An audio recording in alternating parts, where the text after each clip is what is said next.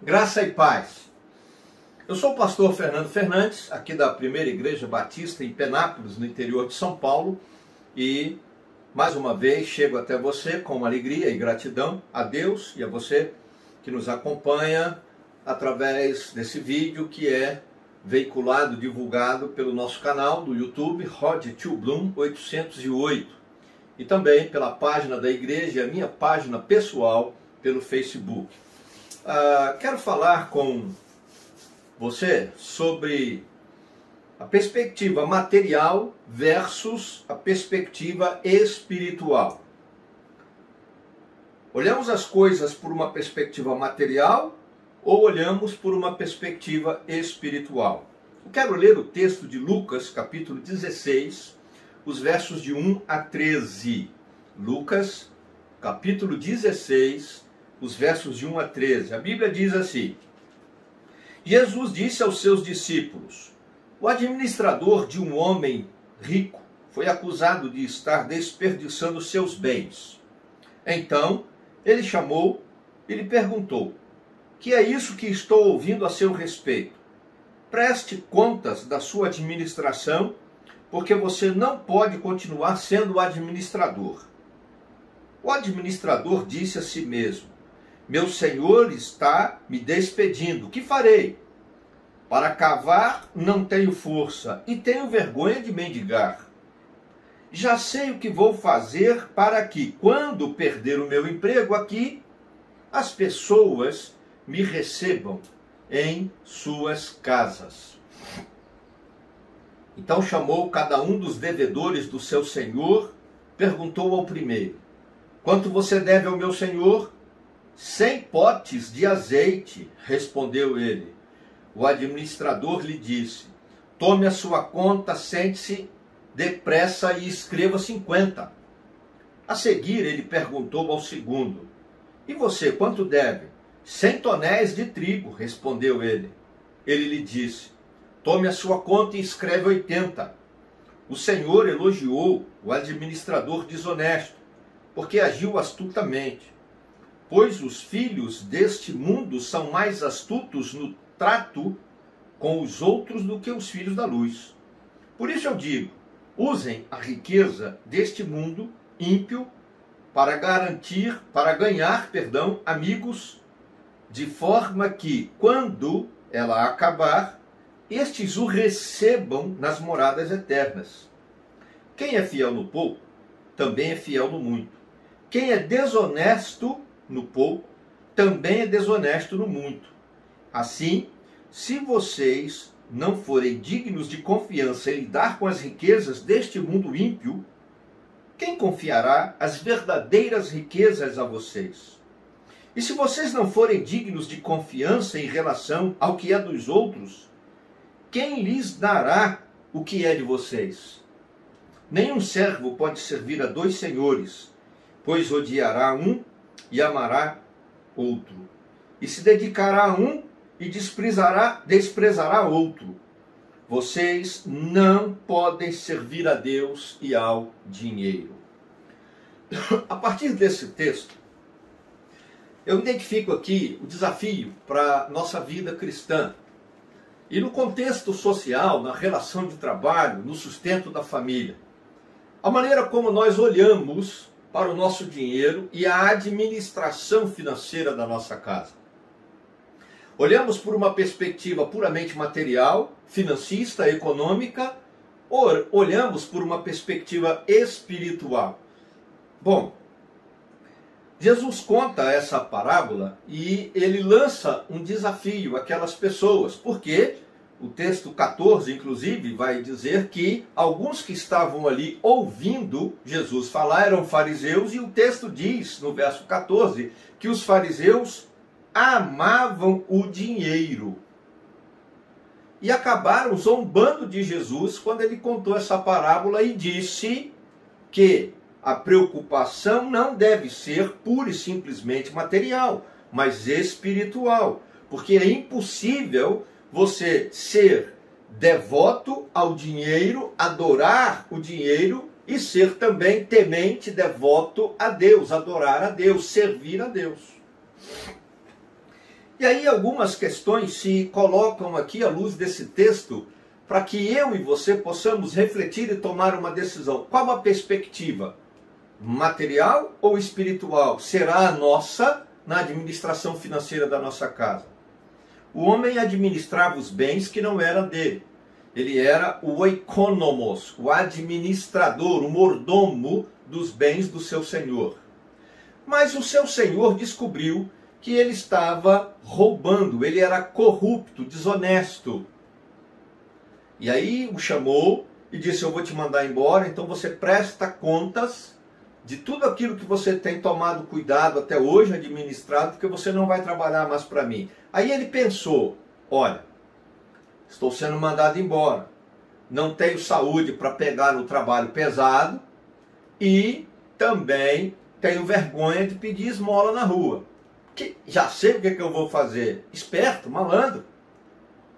Chamou as pessoas que deviam para o seu senhor, e ele era o responsável de fazer esse vínculo, né, entre o dono dos bens e os devedores. Ele era o intermediário, e aí ele diz: quanto você deve? Ah, eu devo 100 potes de azeite.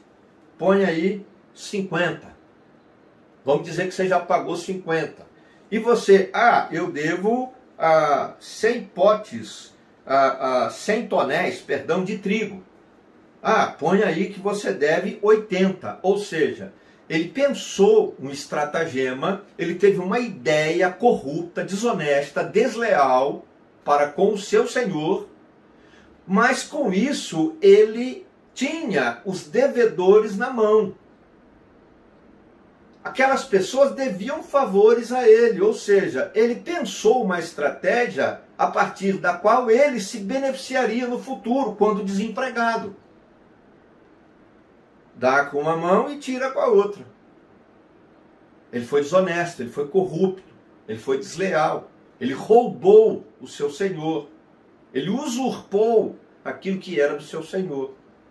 E isso mostra claramente aí, o segundo aspecto que eu identifico aqui como importante para a nossa vida, nessa decisão que temos que tomar, é que a visão dele foi pura e simplesmente material, econômica, financista. Eu preciso sobreviver nesse mundo. Então eu vou criar um sistema em que pessoas ficam me devendo favores e amanhã eu cobro esses favores, essas pessoas vão me sustentar. Mas aí o texto continua e vai mostrar o seguinte, que o senhor, o dono da fazenda, lá dos bens, mesmo tendo sido enganado, elogiou a astúcia dele. E aí Jesus diz: aí que está o perigo. Porque quem age dessa forma, astuciosamente, na verdade, é uma pessoa desonesta. Essa pessoa não é filho da luz. Jesus diz: é filho deste mundo.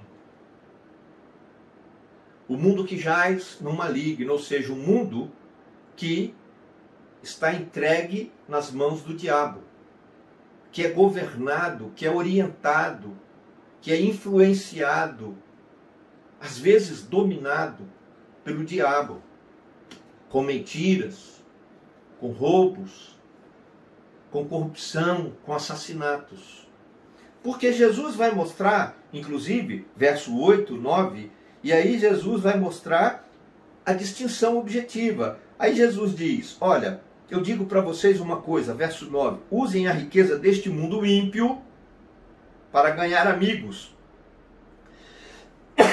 Perdão, de forma que quando a riqueza acabar, estes os recebam nas moradas eternas.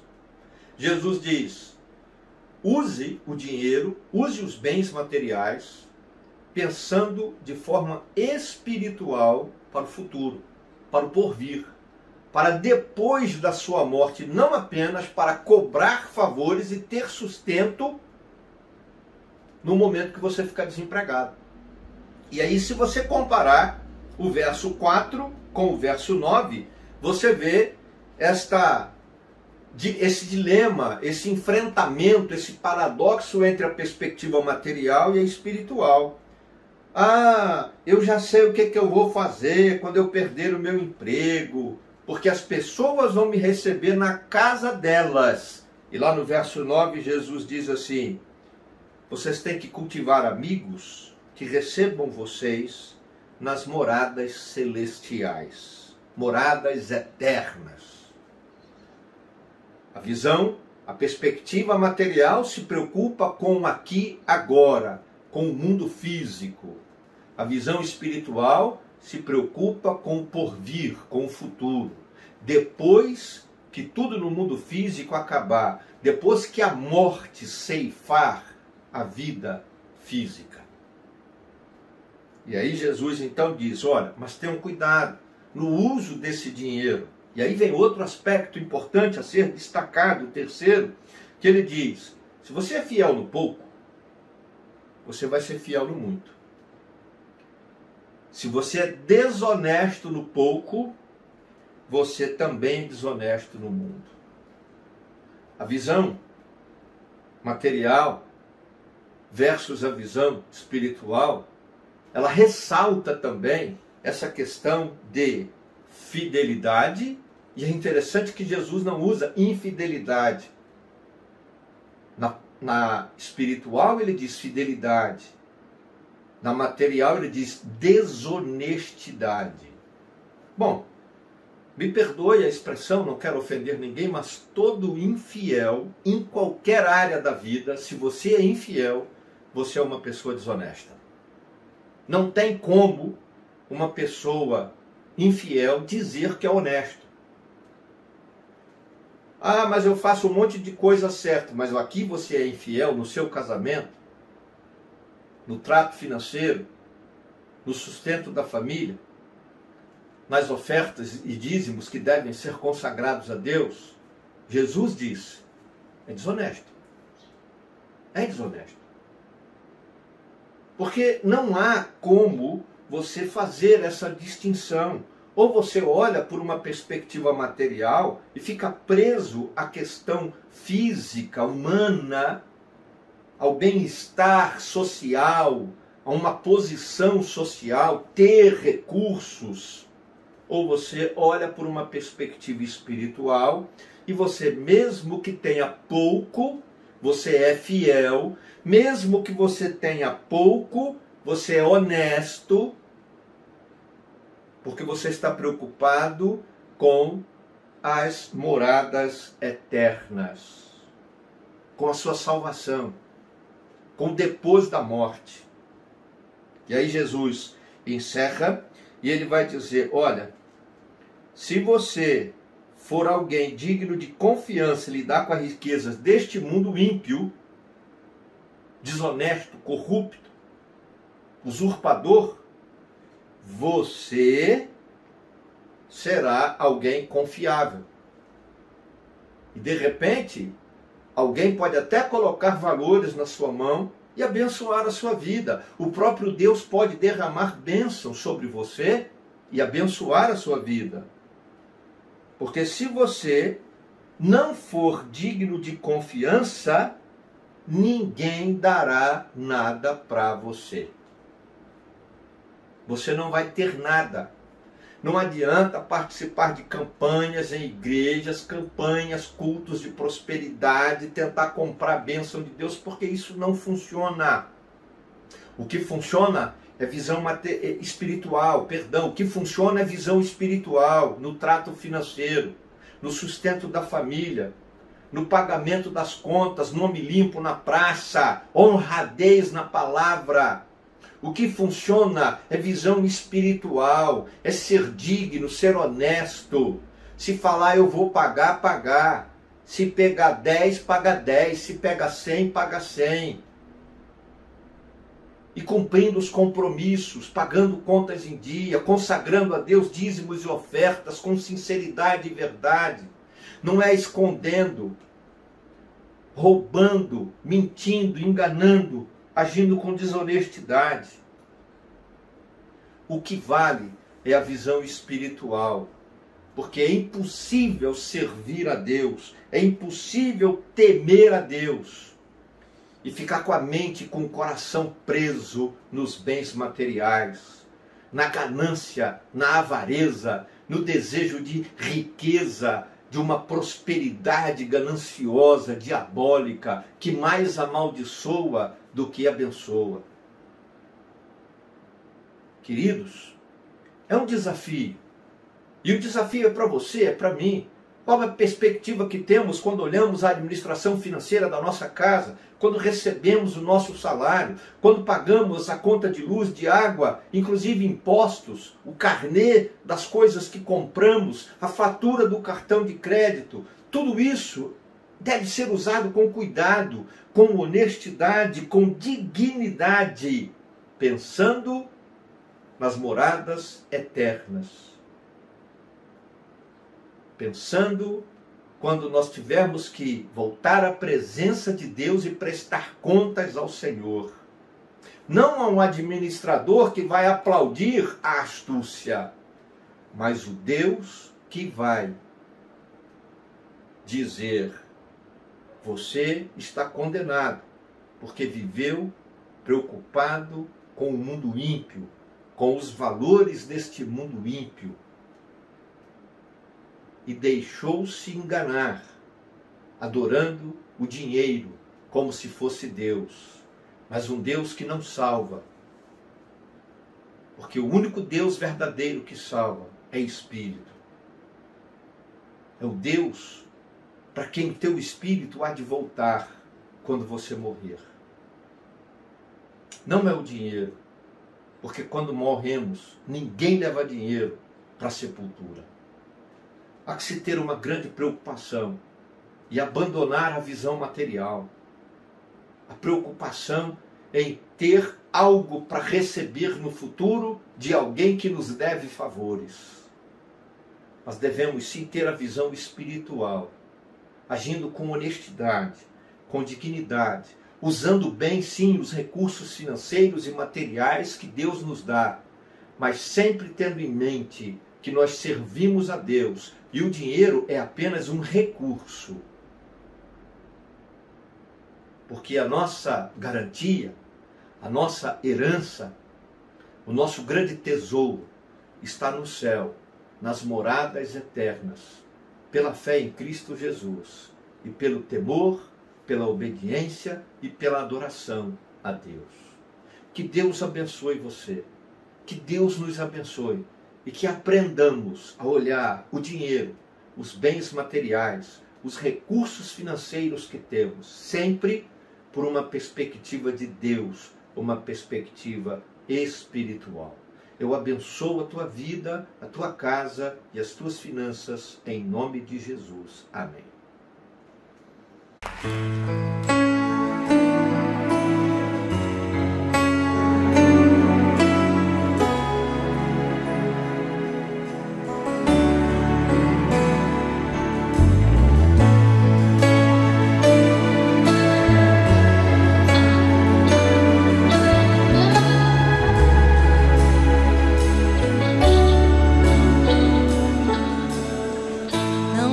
Seduz toda a glória do mundo, não me entrego à honra dos homens. O que importa pra mim é ser teu amigo, Senhor. Tua palavra em mim eu guardei, pra que não possa pecar contra ti. Se nos altares da terra eu subir, o teu nome eu glorificarei. Os dons que eu recebi, talentos que há em mim, são para te adorar, são para te servir.